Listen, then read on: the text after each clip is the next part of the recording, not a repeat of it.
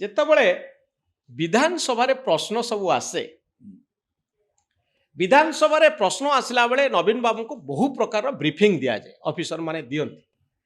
ଏ briefing ବହୁ ସମୟରେ କାମ କରିଛି, କିନ୍ତୁ ଗୋଟେ ସମୟରେ ଯେତେବେଳେ ସେ ସିକ୍ୱେନ୍ସ ୱାଇଜ କ୍ୱେଶ୍ଚିନ୍ ଗୁଡ଼ିକ ସବୁ ଲେଖନ୍ତି, ଥରେ ଫାଷ୍ଟ କ୍ୱେଶ୍ଚିନ୍ର ଆନ୍ସର ସେ ଥରେ ପଢ଼ି ସାରିଲା ପରେ ବିଧାୟକ ମାନେ ସପ୍ଲିମେଣ୍ଟାରୀ କ୍ୱେଶ୍ଚିନ୍ ସବୁ ପଚାରିବେ, ଅତିରିକ୍ତ ପ୍ରଶ୍ନ ସବୁ ଆସିବ।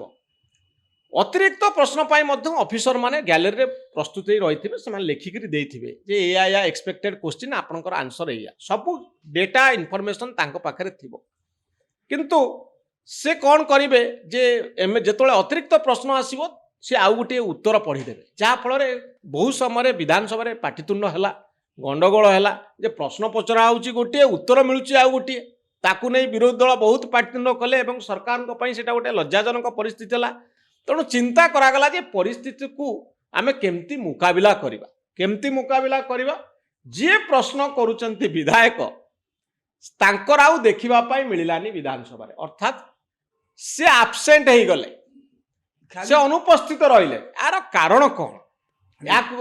ଏ କଥାକୁ ଆପଣ ସତ ବୋଲି ଭାବୁଛନ୍ତି କି? ମୁଁ ଜାଣିଛି ଅନେକ ଘଟଣାରେ ଖାଲି ତାଙ୍କରି ବିଭାଗରେ ନୁହଁ, ଯୋଉ ପ୍ରଶ୍ନ ଗୁଡାକ ପଚାରିଲେ ସରକାର ଅସୁବିଧାରେ ପଡ଼ିବେ ବା ସରକାର କିଛି ଅସୁବିଧା ହବ,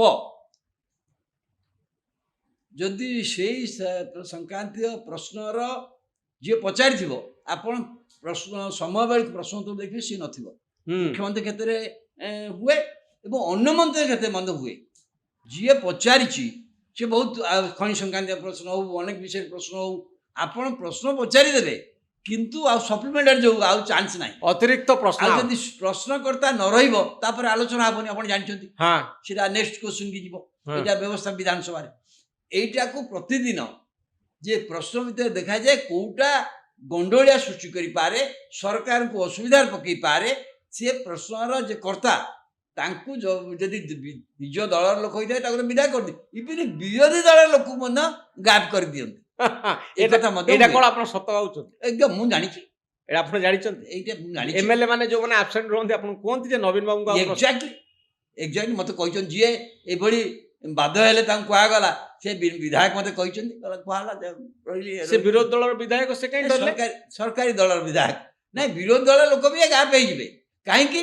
ତାଙ୍କୁ ସରକାର କହିବା ଦରକାର ନାହିଁ, ଯିଏ ଏଥିରେ ଆଫେକ୍ଟେଡ୍ ହବ ସେ ପ୍ରଶ୍ନରେ, ଯୋଉ ସେକ୍ଟର ବା ଯୋଉ ଲୋକ, ସିଏ ଆସି ତାକୁ କହିଦେଲେ, ତାକୁ ମନ୍ତ୍ରୀ କହିଦେଲେ, ସିଏ ଆସି ତାକୁ କଥା ବୁଝିଦବ, ଯାହା ଯାହା ଅଛି ଇସ୍ୟୁ ଆମେ ବୁଝିଦବୁ ବ୍ୟାକଡୋରରେ।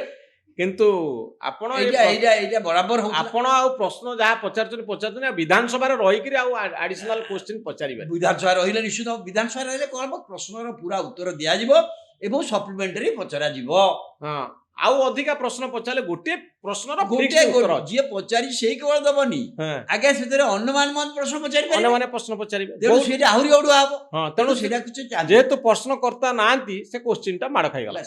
ଓକେ, ନେକ୍ସଟ ଆଉ ଗୋଟେ କଥା ରବାବୁ ସେଥିରେ ଅଛି, ଯେତେବେଳେ ସିରିୟସ୍ ନକ୍ସଲ ପ୍ରସଙ୍ଗରେ ଆଲୋଚନା କରାଯାଉଥିଲା ଆଉ ଡିଜି ହିସାବରେ ପ୍ରକାଶ ମିଶ୍ର ଯାଇ ବ୍ରିଫ୍ କରୁଥିଲେ, ସେତେବେଳେ ନବୀନ ବାବୁ କହୁଥିଲେ କାଲି କି ରୋଷେଇ ହେଇଥିଲା, ସେ ମାଛଟା ଯେଉଁ ରନ୍ଧା ହେଇଥିଲା କେତେ ଭଲ ଥିଲା, ମଟନର କ୍ୱାଲିଟି କେତେ ଭଲ ଥିଲା, ସେ କୌଣସି କଥା ମୁଣ୍ଡ ଭିତରକୁ ନେଉନଥିଲେ ଆଉ ଏଭଳି ଢଙ୍ଗରେ ବ୍ୟବହାର କରୁଥିଲେ ଯେ ସେ ମୋଟେ ଇଣ୍ଟରେଷ୍ଟେଡ୍ ନୁହନ୍ତି ଏଗୁଡ଼ାକ ଶୁଣିବା ପାଇଁ। ଯେତେବେଳେ ସିରିୟସ୍ ନକ୍ସଲ ଅପରେସନ୍ ଚାଲିଥିଲା, ଏଥିରେ ଆପଣ କ'ଣ ଭାବୁଛନ୍ତି ଏହା ସତ ହେଇଥିବ ବୋଲି? ନାଇଁ, ନବୀନ ପଟ୍ଟନାୟକଙ୍କ ସମୟରେ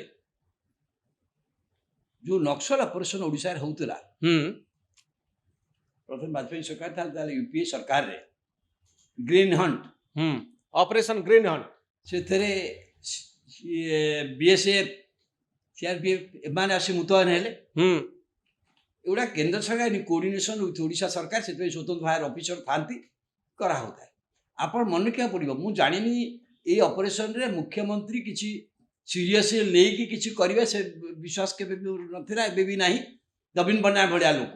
କିନ୍ତୁ ଆପଣ ଟିକେ ଲକ୍ଷ୍ୟ କରିବେ, ସେ ଯେହେତୁ ଏଇଟା କମ୍ପ୍ଲିଟଲି ଟୁ ଦି ଅଫିସର ମାନଙ୍କ ହାତକୁ ଛାଡ଼ି ଦେଇଥିଲେ, ଆପଣ ଦେଖିବେ ତାଙ୍କ ପିରିୟଡ଼ରେ, ସେଇ ପିରିୟଡ଼ରେ ଓଡ଼ିଶାରେ ମାଓବାଦୀ କାର୍ଯ୍ୟକଳାପ ବହୁ ପରିମାଣରେ କମିଗଲା, ନାହିଁ କହିଲେ ଚଳେ।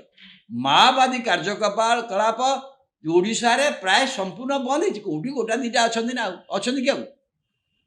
ସିଏ କିଛି ନ କରିକି ମଧ୍ୟ କାହିଁକିନା କେନ୍ଦ୍ର ସରକାର ଏଥିରେ ଯେଉଁ ସିଷ୍ଟମ କରିଥିଲେ, କାରଣ ମାଓବାଦୀଙ୍କ ସହିତ ଜାଣିଛି ଆପଣ, ମୁଁ ତ ସେ ଲୋକମାନଙ୍କ ସେଥିରେ କଥାବାର୍ତ୍ତା କରିଛି, ଯାଏ ବୁଝେ। ସେ ସମୟରେ ଯେଉଁ ଅପରେସନ ଏମାନେ କରିଥିଲେ ଏବଂ ରାଜ୍ୟର ଯେଉଁ ପୋଲିସ ମାନେ ଥିଲେ, ରାଜ୍ୟର ପୋଲିସ ଥାନ୍ତି, ରାଜ୍ୟର ପୋଲିସ ସମ୍ପୂର୍ଣ୍ଣ ଭାବରେ ବୋଧେ ତାଙ୍କର ଇନଷ୍ଟ୍ରକ୍ସନ ସେଇ ଅନୁସାରେ ଥିଲା। ରାଜ୍ୟ ଯିଏ ଥିଲେ ସିଏ ବିଏସ୍ଏଫ ଆଉ ସିଆର୍ପିଏଫ ବାଲାଙ୍କ ଯେଉଁ ଅନୁସାରେ ଚାହୁଁଥିଲେ ସେଇ ଅନୁସାରେ ନାଇଁ, ପ୍ରକାଶ ମିଶ୍ରଙ୍କ କଥାରେ କେତେ ସତ୍ୟତା ଅଛି? ନା, ପ୍ରକାଶ ମିଶ୍ର ଯାହା କହୁଛନ୍ତି ମୁଁ ନିଶ୍ଚିତ ଭାବୁଛି ଏଇ ଦୃଶ୍ୟ ସତ୍ୟତା ଥିବ। କାରଣ ନବୀନ ପଟ୍ଟନାୟକ ଏଇ ମ୍ୟାଟରରେ, ଏତେ ସିରିୟସ୍ ମ୍ୟାଟରରେ ଡିଟେଲ ଆପଣ ହାତରେ ଆଲୋଚନା କରିବାକୁ ଶୁଣିବେ ଆପଣଙ୍କ କଥା, ଏଇଟା ଆଶା କରିବା ବୃଥା। ନବୀନ ବାବୁ କଥା ଶୁଣିବେନି? ନଥା କୌଣସି ସିରିୟସ୍ ଆଲୋଚନା ସିଏ ବିଶେଷ ଶୁଣନ୍ତି ନାହିଁ। ଏବଂ ସେ ସବୁ ଜିନିଷ ତାଙ୍କ ସାଙ୍ଗରେ ଯିଏ ଆଲୋଚନା କରିବ, ଯେଉଁ କଥା କରିବ, ଯେ ସବୁବେଳେ କୁହନ୍ତି ଯେ ସଂକ୍ଷେପରେ ଛୋଟରେ ଗୋଟିଏ ବ୍ରିଫ୍ କରିକି ଆପଣ ଦେଇଦିଅନ୍ତୁ। ସିଏ ବହୁତ ଗୁଡ଼ା ଭାଷଣ, ଆପଣ ଯଦି ଯିବେ, ଆପଣ ଯେକୌଣସି ଲୋକ, ଯେ କୌଣସି ଲୋକ ସେ ଭୁଲ କରିଛନ୍ତି, ସେ ମରିଯାଇଛନ୍ତି, ଆପଣ ଯଦି 4 ପୃଷ୍ଠା ଦରଖାସ୍ତ ତାଙ୍କ କତିକି ଲେଖିବେ, ସିଏ ଗୋଟିଏ ଧାଡ଼ି ପଢ଼ିବେନି। କିନ୍ତୁ ଆପଣ ଯଦି 4 ସେଣ୍ଟେନ୍ସର ଗୋଟିଏ କ'ଣ କହିକି ତାଙ୍କୁ ଧରେଇ ଦେବେ, ସେ ପଢ଼ିବେ ତାକୁ। ତାମାନେ କ'ଣ? ସେ ସେ ଡିଟେଲକୁ ଯାଆନ୍ତିନି? ସିଏ ଯିବାକୁ ପସନ୍ଦ କରନ୍ତିନି, ମୁଁ ଜାଣିଛି। ହଁ, ସିଏ ଏ ଯାଆନ୍ତି ଗୋଟେ ନାହିଁ। ଭଲ ଭଲ ଟେଣ୍ଡେନ୍ସି ନା? ନାଇଁ ନାଇଁ, ବୋଧେ ସିଏ ଅନେକ ଜିନିଷ, କିନ୍ତୁ ସେସବୁ କଥା ନ କରିକି ମଧ୍ୟ ସିଏ ରାଜ୍ୟର ଲୋକପ୍ରିୟ ହେଲେ।